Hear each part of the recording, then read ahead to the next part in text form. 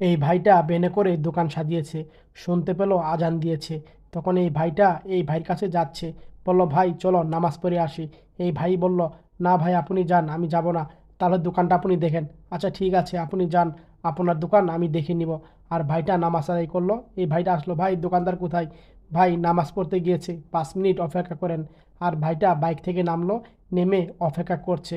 আর এই হিন্দু ভাইটা আসলো, ভাই দোকানদার কোথায়? বলল, আঙ্কেল নামাজে গিয়েছে, একটু দাঁড়ান, লোকটা আসতেছে। এভাবেই কথা বলল, দাঁড়ান এক্ষুনি আসি পড়বে। এইভাবে কথা বলে এই হিন্দু ভাইটাকে দাঁড়িয়ে রেখেছে। ঠিক আছে আমি আছি, যাব না, এইভাবে কথা বলল।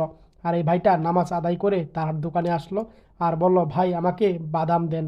আর তখন এই ভাইটা 250 গ্রাম তার জন্য বাদাম মেপেছে। আর মাপা হয়ে গেলে তখন এই ভাইটা একটা কাগজে করে তখন এই বাদামগুলা উঠিয়ে দিল। আর বাদামগুলা তখন পেঁচিয়ে এই ভাইটাকে পলিতে করে বাদাম দিল। আর তখন এই ভাইটাকে বলল, আঙ্কেল আপনার কি লাগবে? আর তখন বলল, আমাকে কাজু বাদাম দেন। আর তখন এই আঙ্কেলটাকেও 250 গ্রাম কাজু বাদাম দিচ্ছে। আর কাজু বাদাম পেপারে পেঁচিয়ে তখন মেপে তখন এই আঙ্কেলটাকে দিল। আর আঙ্কেলটা তখন কাজু বাদাম নিল। আর নিয়ে তখন আঙ্কেল বলল, ঠিক আছে টাকা দিচ্ছি আমি। আর তখন পকেট থেকে আঙ্কেল টাকা গুনে বের করছে। আর টাকা বের করে তখন এই দোকানদারকে টাকা দিল। আর তখন এই কলালা বলছে, ভাই আপনার ভাগ্য খুবই ভালো, দেখেন আপনি নামাজে যেতে যেতেই কতগুলা কাস্টমার আসলো। আরে ভাই সবই আল্লাহ তাআলার রহমত, তোমাকে কতবার বললাম চলো নামাজে যাই, তুমি নামাজে গেলে না। দেখতে পেরেছ আল্লাহ তাআলার নিয়ামত। আল্লাহ তাআলার যদি 5 ওয়াক্ত নামাজ পড়ি ভাই, যত বিপদ আপদ যত কিছু সব আল্লাহ তাআলা দেখেন। এভাবেই তাকে কথাগুলা বলছে।